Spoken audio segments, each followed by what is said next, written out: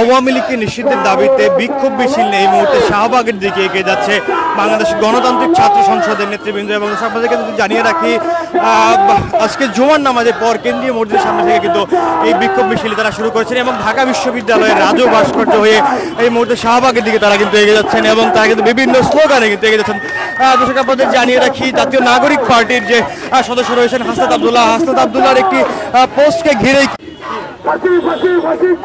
হাসনাত আবদুল্লাহ সেই পোস্টকে ঘিরেই কিন্তু আলোচনা তৈরি হয়েছে রাতভর এবং সেই পর থেকে কিন্তু বিভিন্ন সংগঠনের পক্ষ থেকে কিন্তু আওয়ামী লীগের নিষিদ্ধের দাবিতে কিন্তু এই মুহূর্তে বিক্ষোভ মিছিল করছে বিভিন্ন সংগঠন। এবং যার ধারাবাহিকতায় আজকে জুমার নামাজের পর কিন্তু ইনকিলাব মঞ্চ সদস্যরা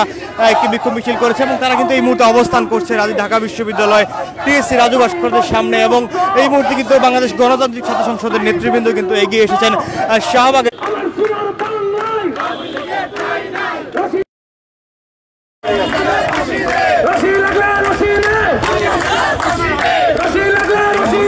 থানার সামনে কিন্তু অবস্থান করছে বাংলাদেশ গণতান্ত্রিক ছাত্র সংসদের নেতৃবৃন্দ এবং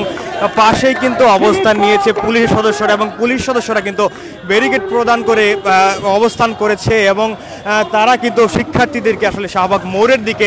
প্রবেশ করতে দেবে না সেই লক্ষ্যেই কিন্তু এই শাহবাগ মোড়ের সামনে কিন্তু ব্যারিকেড প্রদান করে অবস্থান নিয়েছে পুলিশ এবং পুলিশের ঊর্ধ্বতন কর্মকর্তারা কিন্তু এখানে অবস্থান নিয়েছেন এবং পাশেই কিন্তু বাংলাদেশ গণতান্ত্রিক ছাত্র সংসদের নেতৃবৃন্দরা কিন্তু চলে এসেছেন এবং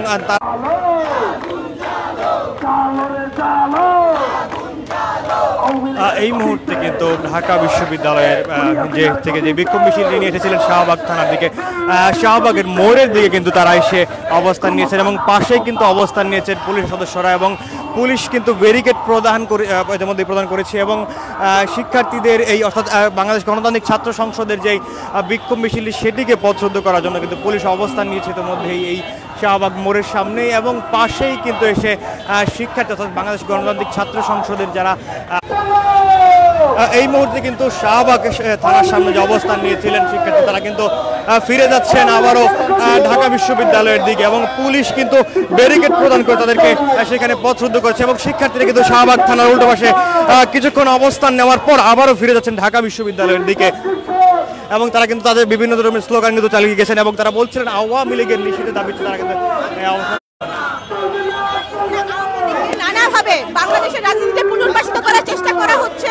আমরা তার বিরুদ্ধে প্রতিবাদ জানাচ্ছি। বাংলাদেশে আওয়ামী লীগ এই মুহূর্তে কিন্তু আবারও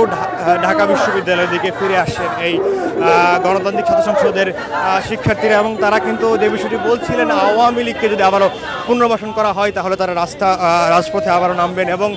তাদের জুলাইয়ে যেই গণ অভ্যুত্থানে তারা তাদের কাঙ্ক্ষিত ফল আওয়ামী লীগকে পদচ্যুত করেছিল সেই আন্দোলনে তারা আবারও চালিয়ে যাবেন এবং আওয়ামী লীগকে পুনর্বাসনের কোনো ধরনের ষড়যন্ত্র তারা মেনে নেবেন না বলে কিন্তু কিছু এবং আপনাদের জানিয়ে রাখি, শিক্ষার্থীদের এই বিক্ষোভ মিছিলটি যখন শাহবাগ মোড়ের দিকে যাওয়ার চেষ্টা করেছে তবে পুলিশ কিন্তু তাদেরকে ব্যারিকেড প্রদান করেছিল এবং